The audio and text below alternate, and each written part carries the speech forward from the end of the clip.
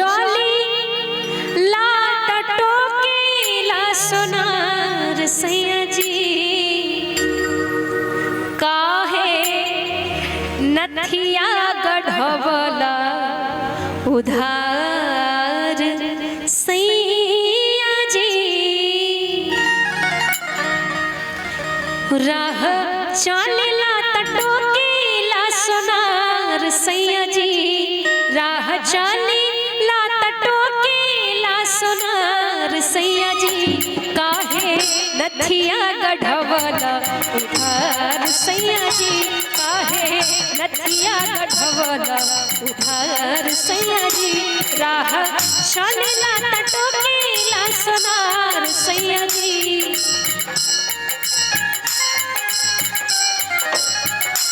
राह चलेला टोकीला सोनार सैया जी काहे नथिया गढ़वला उधार सैया जी काहे नथिया गढ़वला उधार सैया जी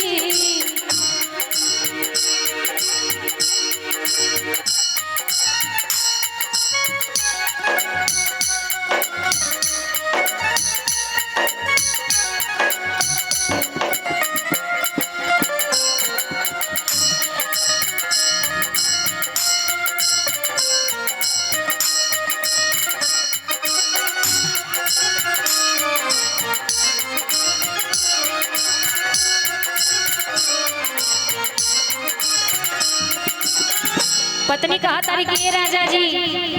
चली धाके रहिया चाहे चली धाके गली कहेला कि हेने आवा सुना कली चली धाके रहिया चाहे चली धाके गली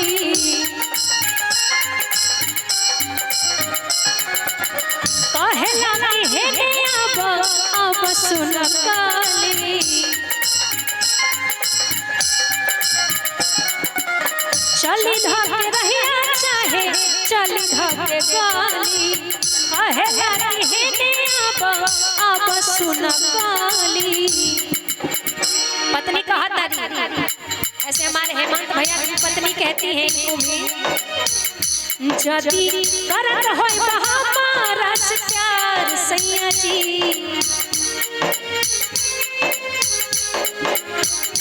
जदी करत होय हमारा से प्यार सैया जी जाके अजुए चुकाब उधार सैया जी जाके अजुए चुकाब उधार सैया जी यही में एक लाइन और पत्नी कहा तारी अरे बंगला गारी झुमके कंगना सब दे देना उसको सजना आग लगे उसके यौवन को आग लगे उसके यौवन को दिल मत देना मेरी सौतन को दिल मत देना मेरी सौतन को काहे नथिया गढ़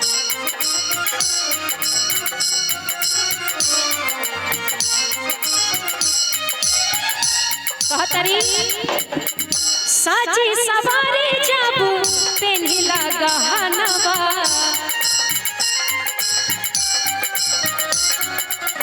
पर जाला फीका जाबू देला ओरहनवा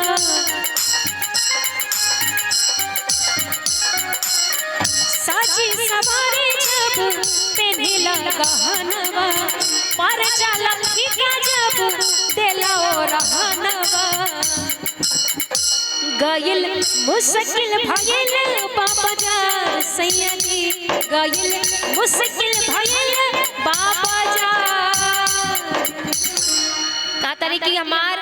बाजार गयल मुश्किल होइल बा काहे कि जब मिला तानी सोनार से तुम कहा तारे कि नथिया के पैसा नहीं खे देल तहार पति ए खातिर कि साजी सवारी जाबू पेन्हिला गहनवा पर जाला फीका जब देला रहनवा गइल मुश्किल भगिल बाजार सैया जी हो गइल मुश्किल भइल बेगूसराय के बाजार सैया जी काहे नथिया गढ़वल उधार सैया जी काहे नथिया गढ़वल उधार सैया जी राह चलिला त टोकेला सोनार सैया जी